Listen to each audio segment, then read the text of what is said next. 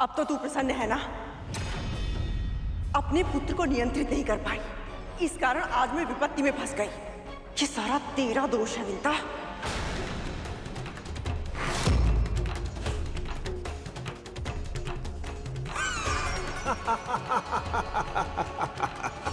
अद्भुत विमाता, अद्भुत। जिस स्त्री ने तेरे लिए अपने प्राण संकट में डाल दिए, तू उसे दोष दे रही है। अब भी रक्षा करना चाहती है तो अपनी स्वामिनी की, अर्थात अपनी बहन की। जैसा व्यवहार तूने अपनी बहन के साथ किया है, ऐसा व्यवहार तो हम असुर भी एक दूसरे के साथ नहीं करते। और फिर भी संसार हमें बुरा कहता है। दिति दीदी के पुत्र हो, इस नाते मेरे लिए भी मेरे पुत्र समान ही हो। इसी कारण अब तक तुम्हारी धृष्टता सहती रही, पर यदि तुमने आगे बढ़ने का प्रयास किया तो मैं वही करूंगी जो एक मां को करना चाहिए। मैं तुम्हें रोकूंगी किसी भी मूल्य पर। बस, बहुत बोल चुके तुम। अब मेरा कथन ध्यान से सुन। यदि तू चाहती है कि मैं तुझ पर और तेरी स्वामिनी पर दया करूं, तो चुपचाप बिना एक भी क्षण गवाए उस गरुड़ को महल से बाहर निकाल। वो यहाँ नहीं है, बाहर गया है किसी आवश्यक कार्य से। अच्छा, तो वो बाहर गया है, तो तू बता कहाँ गया है वो तेरा पुत्र? हमें ज्ञात नहीं है। अच्छा, तो तुझे नहीं पता कहाँ गया है वो? मैं सत्य कह रही हूँ। तेरे सत्य का प्रमाण तो समय देगा, और जब तक वो नहीं लौटता मैं उसकी यही प्रतीक्षा करूंगा। गरुड़ के साथ पिछली मुठभेड़ में मुझे ऐसा रहस्य ज्ञात हो गया था जिसके कारण उसके प्राण मेरी मुट्ठी में है। जानना नहीं चाहोगी वो रहस्य क्या है? वो कहीं भी जाए, कितनी भी दूर जाए, किंतु लौटकर अपनी माता के पास अवश्य आता है।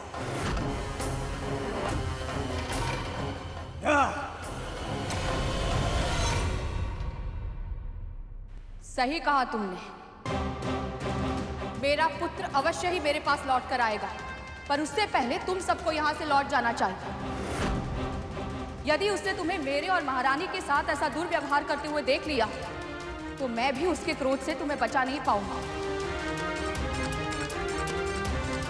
कल्पना करो पुत्र, अपनी विमाता अदिति की रक्षा के लिए यदि वो तुम सबसे अकेले युद्ध कर सकता है, तो अपनी माँ की रक्षा के लिए वो क्या नहीं करेगा? उस रक्षा करने के लिए तो उसे यहाँ आना चाहिए ना, पर वो तो यहाँ पर है ही नहीं।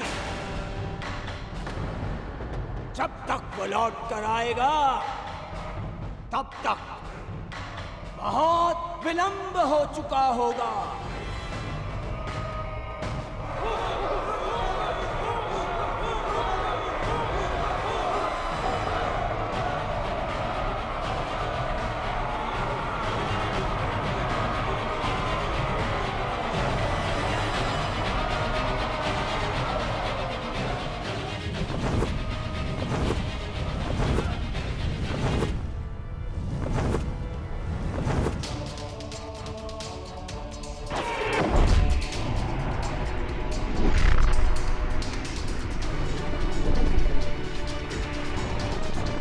ओम विष्णवे नमः। ओम विष्णवे नमः। ओम विष्णवे नमः। ओम विष्णवे नमः। ओम विष्णवे नमः। ओम विष्णवे नमः। ओम विष्णवे नमः। ओम विष्णवे नमः। ओम विष्णवे नमः। ओम विष्णवे नमः। ओम विष्णवे नमः। ओम विष्णवे नमः। ओम विष्णवे नमः। ओम विष्णवे नमः। ओम विष्णवे नमः।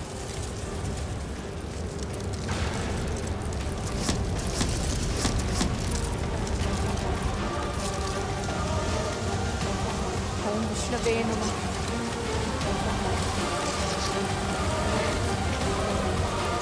ओम विष्णवे नमः।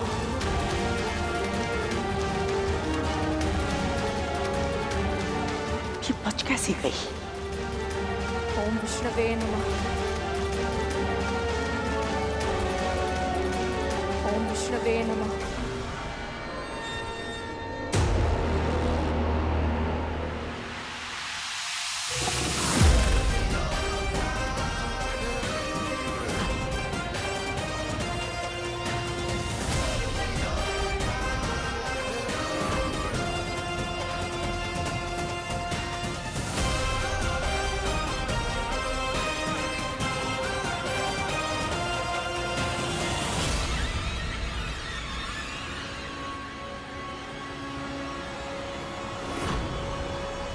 मेरे पुत्र,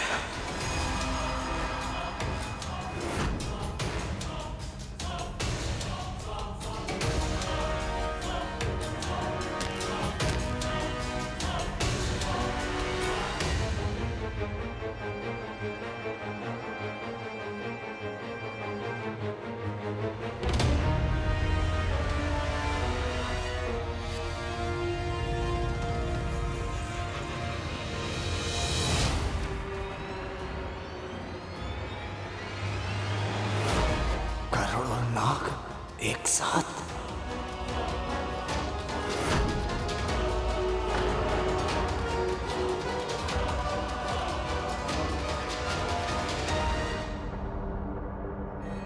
हमारी माँ को भयभीत करने का दुस्साहस नहीं करना चाहिए था तुझे।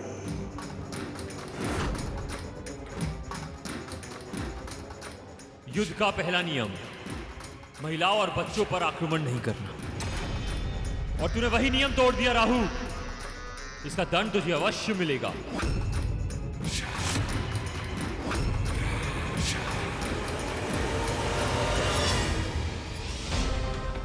भले ये नाग कितने भी निष्ठुर हो, अपनी मां के लिए निष्ठावान और युद्ध के नियम के प्रति सम्मान भी रखते हैं।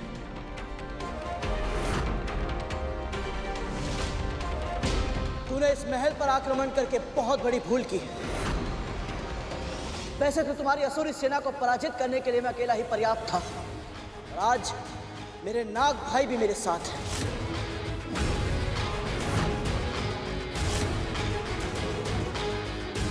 अब तू अपने प्राणों की रक्षा कैसे करेगा राहु?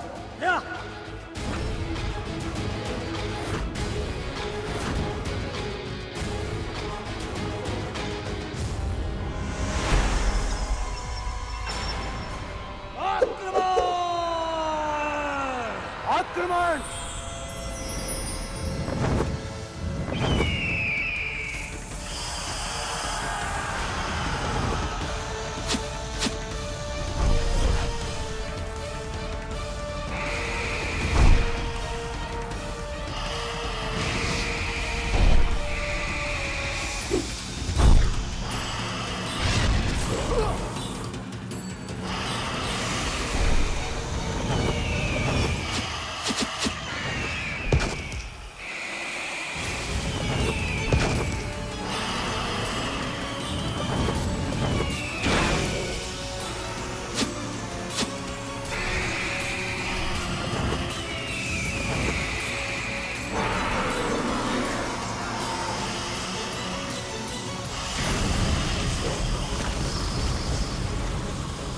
मेरे दोनों पुत्र इतने शक्तिशाली हैं कि इनके विष का भय इन असुरों को एक पग भी आगे नहीं बढ़ने दे रहा है।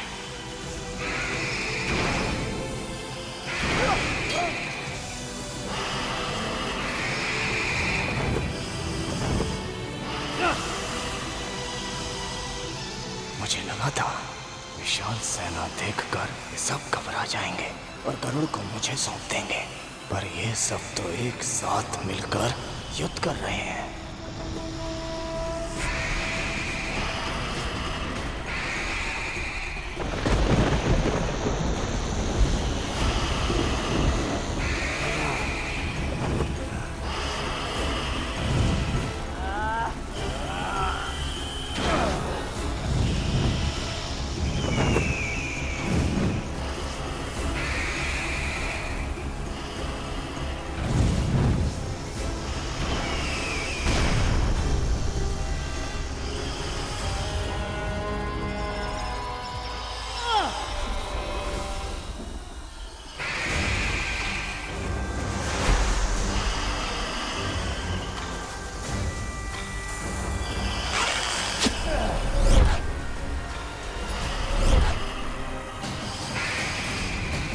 दीदी, किसी भी उपाय से हमें इन सबको रोकना होगा। भाइयों का ऐसे एक दूसरे के रक्त का प्यासा हो जाना उचित नहीं है। किसी की भी मृत्यु हो सकती है। यदि ऐसा हुआ तो इसका दोषी तेरा पुत्र होगा। पर इस समय संकट केवल मेरे पुत्र पर नहीं है, आपके पुत्रों पर भी है और दीदी दीदी के पुत्रों पर भी। असुरों से शत्रुता करने में कोई समझदारी नहीं है दीदी। देवताओं और दानवों के मध्य युद्ध के कारण पहले ही भीषण विध्वंस हो चुका है। एक और युद्ध विनाशकारी सिद्ध होगा।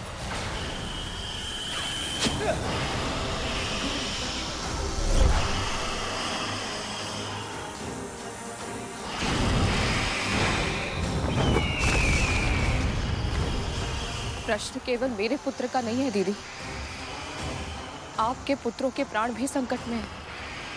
यदि उनमें से किसी को कुछ हो गया तो? ये समस्या तेरे पुत्र के कारण उत्पन्न हुई है, उसका समाधान भी वो ही करेगा।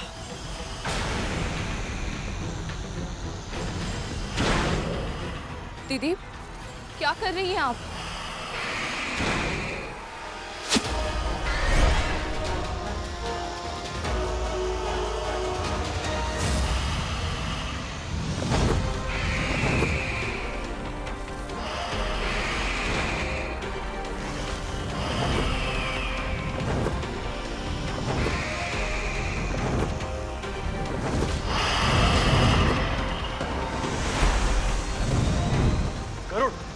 कालिया,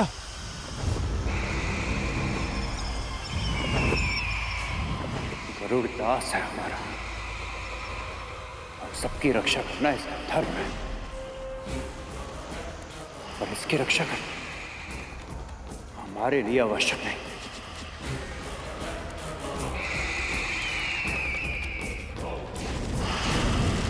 है तो ये हमारा शत्रु।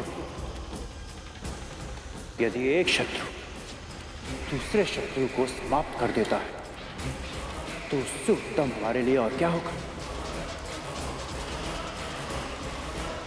वाह अक्षर भैया, क्या कूटनीति है आपकी।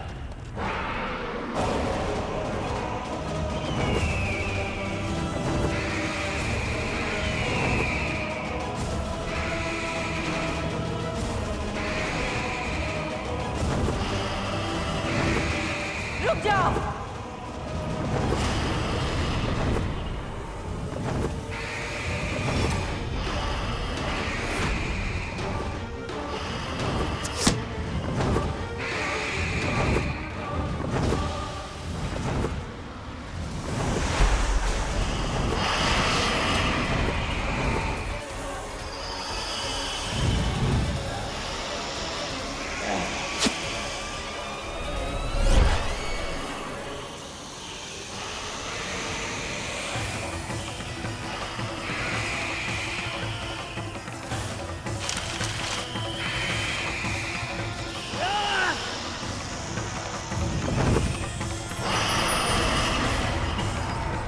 रानी, आप यहाँ क्या कर रही हैं? आप महल के भीतर जाइए, वहाँ आप सुरक्षित हैं। युद्ध करना बंद कर और मेरे संग चल। और कहाँ? प्रश्न पूछने का अधिकार तुझे नहीं है करूँ। मेरे साथ चल। ऐसे युद्ध के मध्य अपनी माँ को छोड़कर कैसे जा सकता हूँ मैं? तेरी माँ मेरी बहन भी है, उसे कुछ नहीं होगा। मेरी अनुपस्थिति में मेरे पुत्र उसकी रक्षा करेंगे। तक्षक कालिया, शिशुनंदी, भूतनंदी, अपनी भी माता के पास जाओ। उनका ध्यान रखना, उनकी सुरक्षा करना तुम्हारा कर्तव्य है।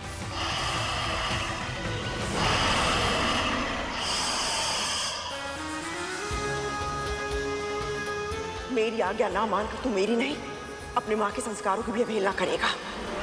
भूल मत, मन से, वचन से, कर्म से भी तूने मेरे आदेशों का पालन करने का वचन दिया है मुझे।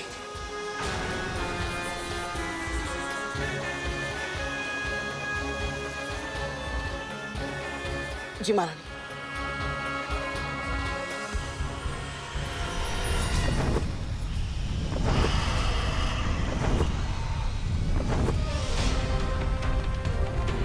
ये कहाँ गया?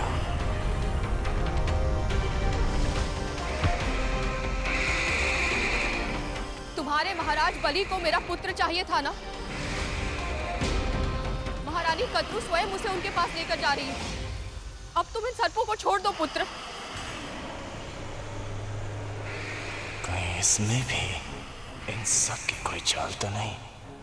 पता करना होगा। इतनी आसानी से नहीं, कभी नहीं।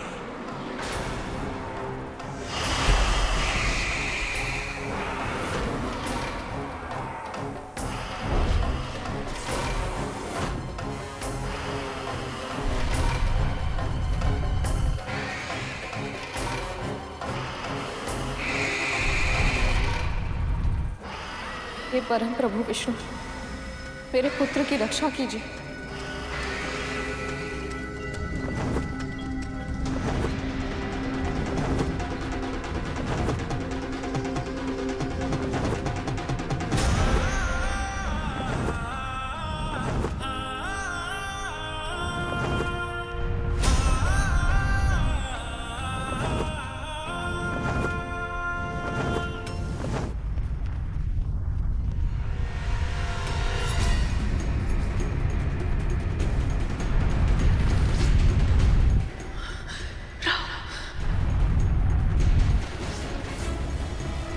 महारानी, आप मुझे कस के पकड़ लीजिए।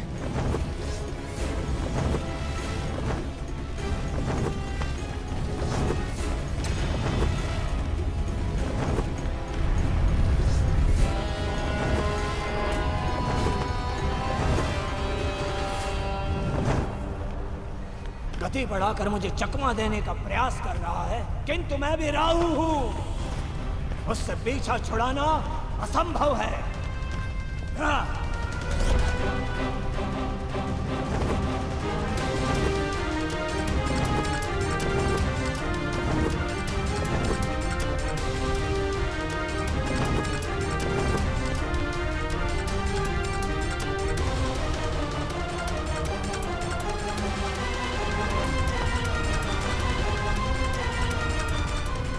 ये कहाँ गया?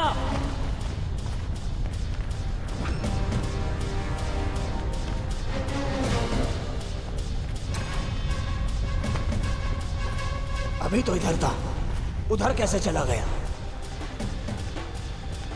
ये हुई ना बात। यदि ये युद्ध हमें रुकवाना है तो हमें शीघ्र ही महाबलीपुरम पहुंचना होगा।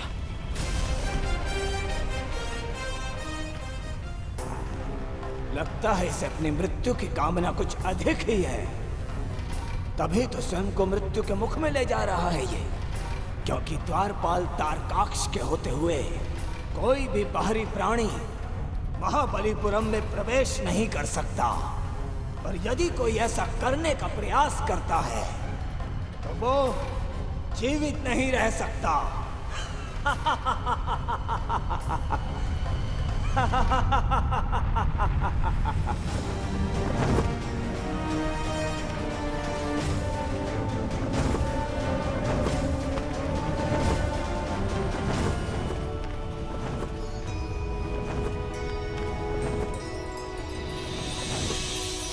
इस नगर के सौंदर्य से अपने लक्ष्य को मत भटका। सीधे चल राजमहल की ओर।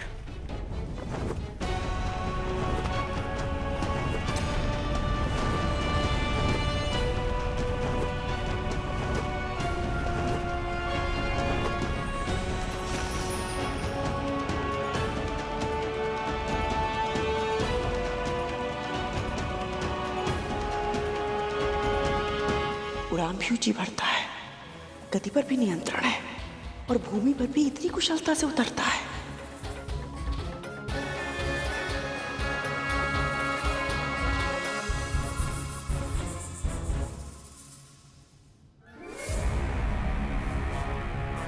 इतने बड़े महाराज के महल में कोई सैनिक ना हो, ये तो असंभव है। आप चिंतित मत होइए महाराज, मेरे होते हुए आपको कोई हानि नहीं पहुंचा सकता। मेरे होते हुए आपको कोई हानि नहीं पहुंचा सकता। मेरे होते हुए आपको कोई हानि